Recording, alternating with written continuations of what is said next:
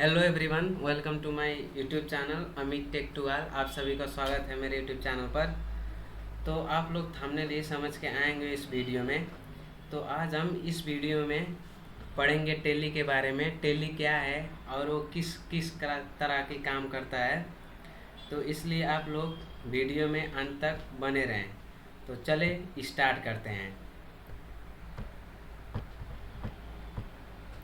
तो फाइनली हम लोग आ चुके हैं। अब देख सकते हैं हमारे विंडो पर tele ERP9, Tally Prime. Mainly जो है हम लोग 3 वर्जन में फोकस करते हैं, वो है टेली ERP9, टेली और टेली प्राइम। जो सबसे ज़्यादा यूज हो रहा है वो टेली ERP है और टेली प्राइम है। टेली जो है उतना यूज नहीं किया जा रहा है, सबसे ज़्यादा टेली ERP9 और टेली प्राइम जो है यूज़ किया जा रहा है। Question number 1, what is Tally? Tally क्या है? हम लोग क्वेश्चन नंबर 1 पे डिस्कस करेंगे। टेली का मतलब क्या है अथवा व्हाट इज़ टेली। तो अब हम लोग जो हैं टेली के बारे में स्टार्ट करेंगे। टेली क्या है? तो यहाँ पर आप लोग देख सकते हैं, मैं पहले से ही लिख कर बैठा हुआ हूँ, तो आप लोग वीडियो में अंत तक बने रहें। टेली एक अकाउंटिंग सॉफ्टवेयर है और इसका प्रयोग छोटे और बड़े व्यापार में अकाउंटिंग का काम करने के लिए किया जाता है। मतलब कि टेली जो है आप छोटे व्यापार में अथवा बड़े व्यापार में एकदम सरल तरीक़ा से यूज कर सकते हैं। जो लोग अकाउंटिंग के क्षेत्र में एक अच्छी जॉब प्राप्त करना चाहते हैं वो टेली के बारे में ज़रूर जानकारी प्राप्त करते हैं। मतलब कि अब जो लोग अकाउंटिंग संबंधी ज़्यादा जानकारी रखते हैं उन लोगों को टेली के बारे में ज़्यादा से ज़्यादा जानकारी होना चाहिए।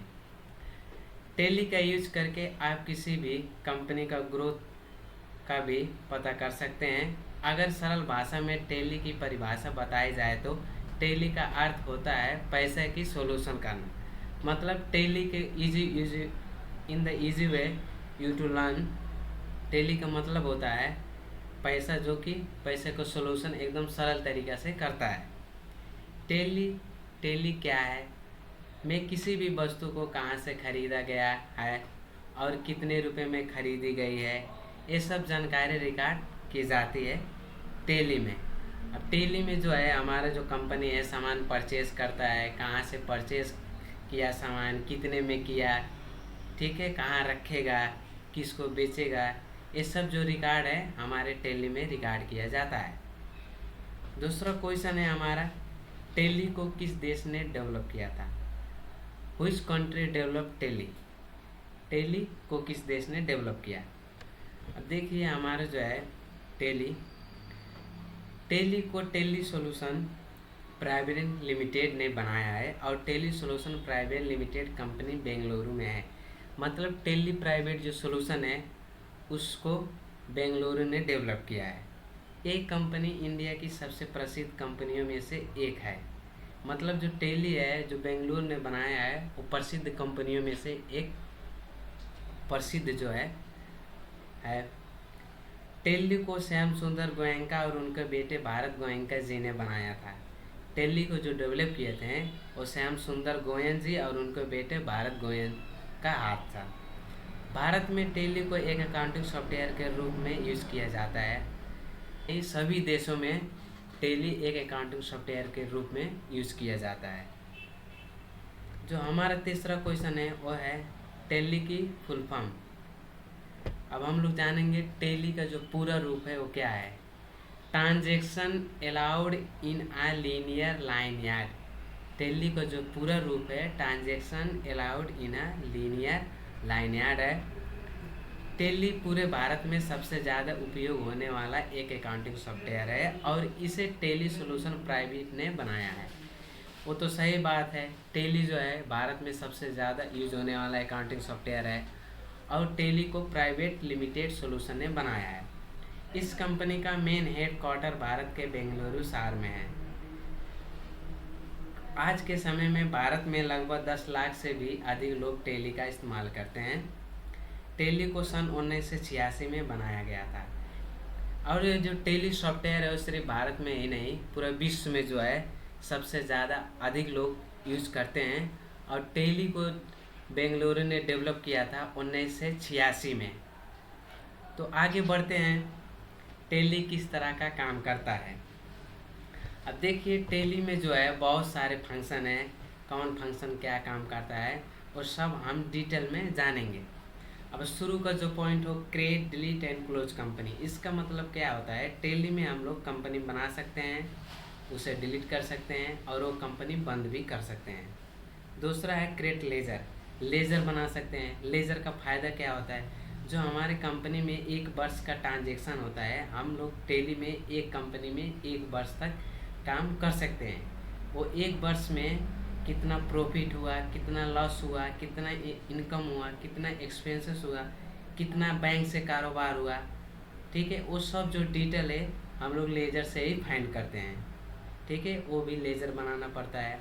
तीसरा पॉइंट है create stock group, stock item and unit of measure, मतलब किसी भी वस्तु है कि स्टॉक ग्रुप मतलब प्रोडक्ट का नाम होता है, जैसे copy, pen, book, pencil, eraser, mobile, bike, laptop, etc.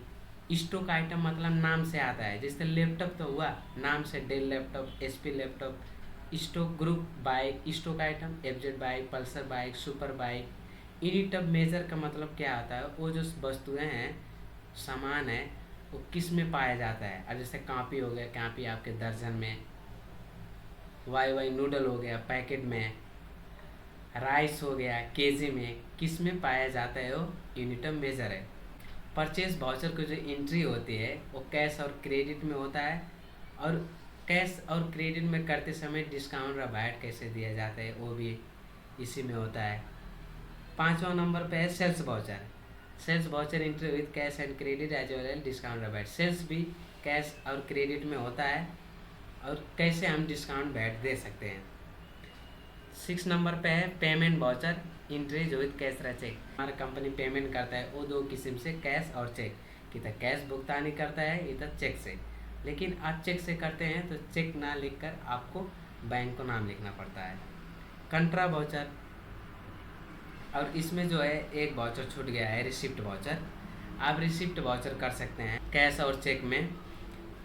Receipt voucher में क्या होता है, अब कंपनी में कोई भी कस्टमर यदि पैसा गुजार रहा है तो उसका जो एंट्री है रिसिप्ट वाउचर में होता है। तो रिसिप्ट वाउचर भी कैश और चेक होता है। कंट्रा वाउचर का एंट्री होता है। कंट्रा वाउचर में 3 स्टेज होता है, आप पैसा जमा कर सकते हैं, निकाल सकते हैं, और पैसा को एक बैंक से और को बैंक में ट्रांसफ़र कर सकते हैं, deposit, withdraw, transferring. General voucher का एंट्री होता है। Maintain godown location, godown location मतलब आप सामान को किसी दूसरी जगह शिफ्ट कर सकते हैं, अथवा सामान को एक जगह से दूसरे जगह पर ट्रांसफ़र कर सकते हैं, जिसको लोकेशन भी बोलते हैं। Maintain stock category, stock category मतलब है वो सामान किस कंपनी का है। मेंटेन बिल वाइज डिटेल अथवा set expiry date for batches, इसका मतलब है हमारा जो कंपनी सामान कीनता है उसमें वो सामान मैन्युफैक्चरिंग डेट कब है और कब एक्सपायर होगा, वो छुटाने के लिए प्रयोग होता है।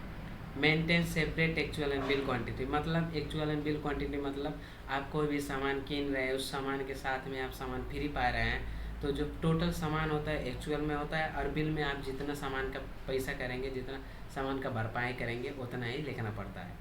मेंटेन परचेस ऑर्डर प्रोसेसिंग, मतलब हमारा कंपनी जो है कोई भी सामान ज़्यादा से ज़्यादा डायरेक्ट परचेस नहीं करता है, पहले परचेस ऑर्डर करता है, और वही ऑर्डर किया बिल तैयार करना पड़ता है, तो उसके लिए हम लोग maintain purchase order processing use करते हैं।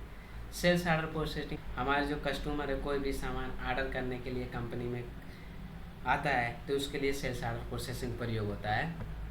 16 नंबर में है maintain separate discount column and invoice. Maintain separate discount column and invoice मतलब क्या होता है, जैसे हमारा कंपनी परचेज सेल्स करता है, अब हर एक सामान में डिस्काउंट देना है तो उसके लिए separate discount column and invoice प्रयोग किया जाता है। एक छूट गया 15 नंबर का, maintain debit and credit note, अथवा हम उसे और भी शब्द में कहते हैं purchase and sales return. Debit note कोई भी सामान रिटर्न करना हो तो उसके लिए प्रयोग होता है। क्रेडिट नोट हमारा कस्टमर हमारी कंपनी में रिटर्न करता है तो उसके लिए क्रेडिट नोट प्रयोग होता है, क्रेडिट नोट प्रयोग होता है। मेंटेन परचेस मैनेजमेंट, अब परचेस मैनेजमेंट में क्या होता है, हमारा कंपनी जो है सामान ज़्यादा से ज़्यादा कीनता है तो उसमें क्या होता है, उसको वैट देना पड़ता है, प्लस एक्स्ट्रा खर्च, वैट जो और खर्च होता है उसको हम अदर एक्सपेंसेस बोलते हैं।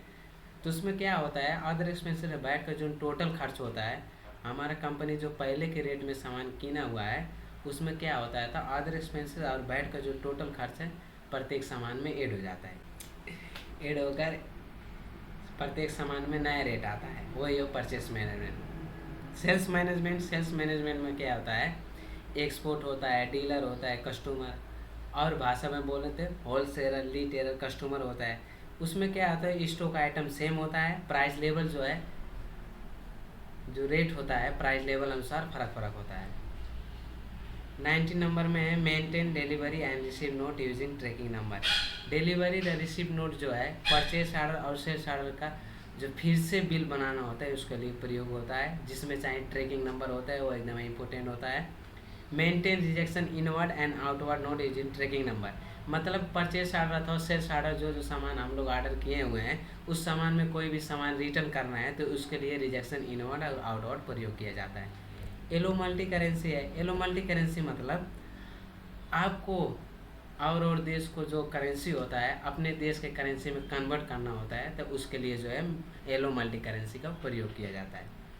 Maintain bill wise detail. Maintain bill wise detail मतलब हमारा जो कंपनी है जितने भी कस्टमर को सामान क्रेडिट में उधारों में बेचता है तो उसका जो है डिटेल रखने के लिए मेंटेन बिल वाइज डिटेल प्रयोग किया जाता है। Maintain active interest calculation. Active interest calculation मतलब हमारी जो कंपनी है कस्टमर को सामान बेचती है, अब सामान बेचते हुए कस्टमर टाइम देते हैं हम इतने दिन के बाद पैसा देंगे, जो आदमी जितना समय दिया होता है उस समय में वो भरपाई नहीं कर पाता है तो उससे हमारी कंपनी क्या लेती है, ब्याज। वही ब्याज निकालने के लिए मेंटेन इंटरेस्ट कैलकुलेशन को प्रयोग किया जाता है। Maintain cost centre cost category. Cost centre cost category मतलब कॉस्ट सेंटर मतलब आपका नाम होता है, कॉस्ट कैटेगरी मतलब कंपनी का नाम हो सकता है, कंसल्टेंसी का नाम हो सकता है, इंस्टीट्यूट का नाम हो सकता है। कॉस्ट सेंटर बनाने के लिए हम लोग को डिपेंड होना पड़ता है कॉस्ट कैटेगरी में। Maintain budget and control. Budget मतलब आप कोई भी बिजनेस कर रहे हैं तो इसमें हम लोग को पूरा लगाना पड़ता है, बजट पैसा रखना पड़ता है और उसमें क्या क्या खर्च होता है, वही हम लोग जो कंपनी खोलते समय पूरा बजट रखे हैं और बाद में कितना खर्च हुआ, बाद में हमारा कंपनी प्रॉफिट में गया कि लॉस में गया, वही छुटाने के लिए बजट का प्रयोग किया जाता है। कंट्रोल। कंट्रोल मतलब होता है क्रेडिट लिमिट। क्रेडिट लिमिट मतलब एउटा उधार का लिमिट, मतलब हमारा कंपनी कस्टमर को कितना पैसा तक उधार दे सकता है। मानो 50,000 तोक दिया तो हमारा कस्टमर जो है अथवा हमारा कंपनी जो है कस्टमर को 50,000 से बड़ी सामान नहीं बेच सकता, वही हो control. Maintain manufacturing of material. Manufacturing of material में क्या होता है, इसमें आप कोई भी प्रोडक्ट बना रहे हो और उस प्रोडक्ट में बनाने के लिए क्या क्या मटेरियल यूज होता है, वही है मैन्युफैक्चरिंग ऑफ मटेरियल। नेक्स्ट है हमारा मेंटेन पैरोल। अब पैरोल जो है बहुत इंपॉर्टेंट होता है। पैरोल मतलब आपकी कंपनी में जितने भी एम्प्लॉय काम करते हैं उन लोग को सैलरी स्लिप बनाने के लिए प्रयोग होता है। कंपनी में जितने भी एम्प्लॉय काम करते हैं उनके फुल डिटेल में सैलरी स्लिप बनाने के लिए प्रयोग होता है। मेंटेन वैट बिल अथवा पोस्ट भी बोलते हैं। वैट बिल जो है टेली में एकदम मोस्ट इम्पोर्टेंट है। वैट बिल का मतलब क्या होता है, आपको वो प्रिंट करना नहीं पड़ता है और बैलेंस जो ट्रांजेक्शन होता है वो फुल्ली डिटेल में होता है। वो आदमी कितना पैसा दिया है, उसका कितना हुआ है, कंपनी को कितना रिटर्न करना पड़ता है, सब डिटेल दिया होता है। Maintain display. डिस्प्ले मतलब अब यहाँ पर क्या बूझिए आप लोग, डिस्प्ले मतलब हम जो करते हैं purchase, sales, payment, receive, order, delivery note, receive note, और हम लोग कैसे देखते हैं अथवा कंपनी में हर एक काम को कैसे हम देख सकते हैं, वो मेंटेन डिस्प्ले हो गया। मेंटेन फाइनेंशियल स्टेटमेंट, ये लास्ट है। मेंटेन फाइनेंशियल स्टेटमेंट मतलब एक वर्ष में आपका जो है कंपनी में कितना प्रॉफिट हुआ, कितना लॉस हुआ, कितना इनकम हुआ, कितना एक्सपेंसेस हुआ, कितना बैंक के कारोबार हुआ, वो सब हम लोग फाइनेंशियल स्टेटमेंट में देखते हैं। तो हेलो गाइज, तो आप लोग को ये वीडियो कैसे लगा, अगर वीडियो अच्छा लगा तो चैनल को सब्सक्राइब करके बेल आइकन को ऑन करिए और एक लाइक और कमेंट